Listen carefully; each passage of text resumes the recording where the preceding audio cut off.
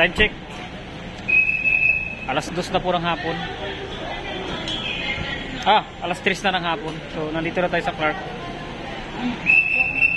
So, ngayon, nakakunta tayo ng gamit para papasok doon. Ito na guys, agad na tayo nag-check-in. So, punta tayo sa loob. Siyempre guys, first time ko dito sa Clark. Tinitignan natin yung around the international airport dito sa Clark para next time i-familiarize na natin. So ito, tinignan natin yung ating flight. Nandiyan na yan siya ngayon sa kanilang flashboard o display board. At ito siyempre agad tayo mag-check-in para makapagpahinga ng konti dahil 2 oras na lang flight na natin. So ito nga, nagpa-assist na yung aking tropa, ang aking kabady para sa mabilisang check-in. Ako naman ang ginagawa ko siyempre videographer muna. Ganito lang guys, mag-check-in guys. Input lang natin yung reference number ng ating ticket dito sa machine. Bali 6 digit yan. Ito, next lang natin yan. Then nandiyan na ating pangalan automatic dahil yung nakalagay sa ating ticket at reference number. Then lalabas na agad dito guys yung boarding pass. So mabilisan lang to, hindi ka napipila ng mahaba. Ito, kuha na agad natin yung ating boarding pass. Ano ba doon? Dalawa yan.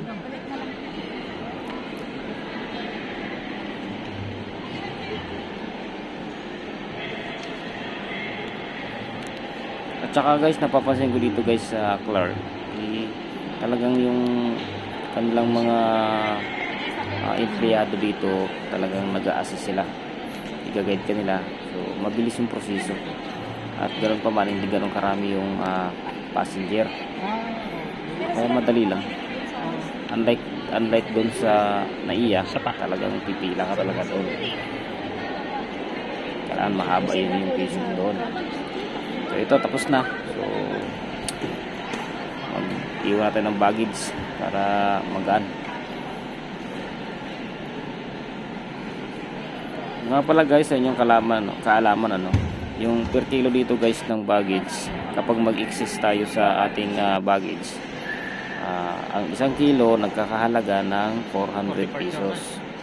Kaya kung ikaw ay nag-excess sa baggage, diskarte mo na yon kung paano mo madadala na hindi ka magbabayad ng 400.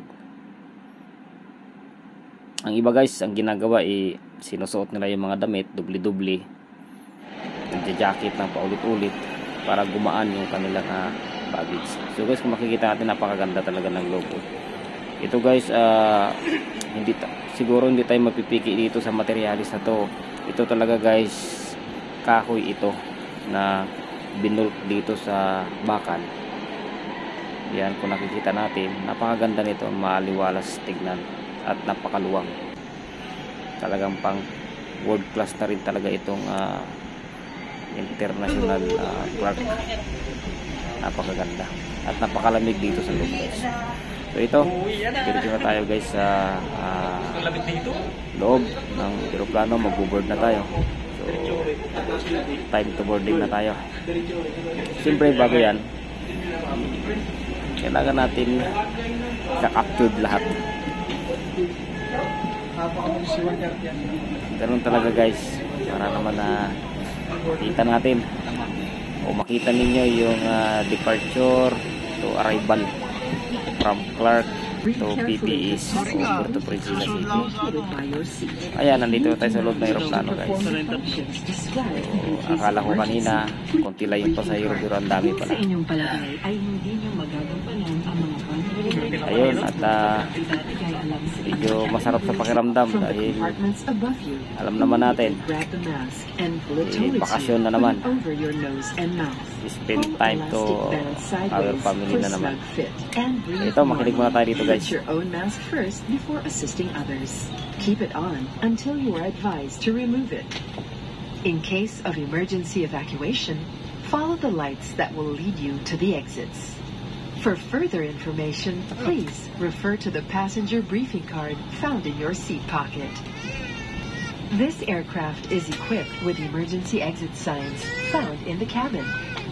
The location of the... Ito nga guys, take off na tayo. So before tayo mag take off, siyempre nagpray muna tayo kay Lord na gabayan tayo sa ating flight, ingatan tayo nang sa ganun ay makasama natin ang ating pamilya. So awa ng Diyos, kahit pa paano makarating tayo ng maluwalhati, ng maayos sa ating pamilya guys. So ito guys, kung makikita natin, ang ganda ng tanawin sa baba, kita yung mga ilaw ng building. So kahit gabi, napakagandang tignan yung baba. Yun o.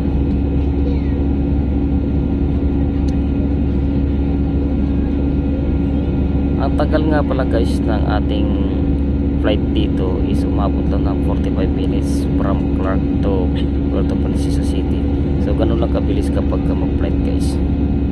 With your seatbelts fastened until the captain turns off the fasten seatbelt sign. Please check your surroundings to ensure you do not leave your personal belongings behind. Be cautious when opening the overhead bins, as heavy items may have moved during the flight. If you require assistance, please remain in your seat until all other passengers have deplaned.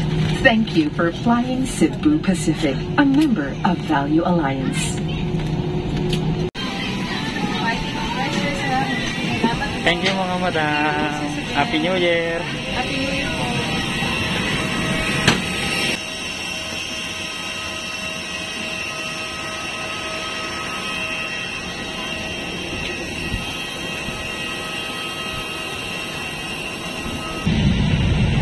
Welcome to Puerto Princesa City. Gabi na. Around alas 7 na ngayon.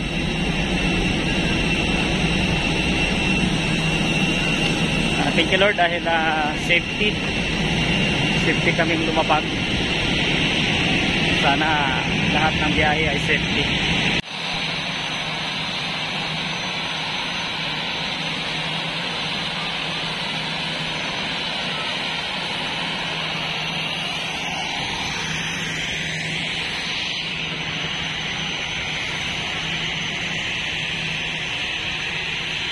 Ito guys, approaching pa lang sa arrival, bumugod sa iyo ang pinagmamalaki ng Puerto Princesa, Palawan, yung mga likas yamang dagat. Siyempre hindi mawawala yung I love Puerto Princesa.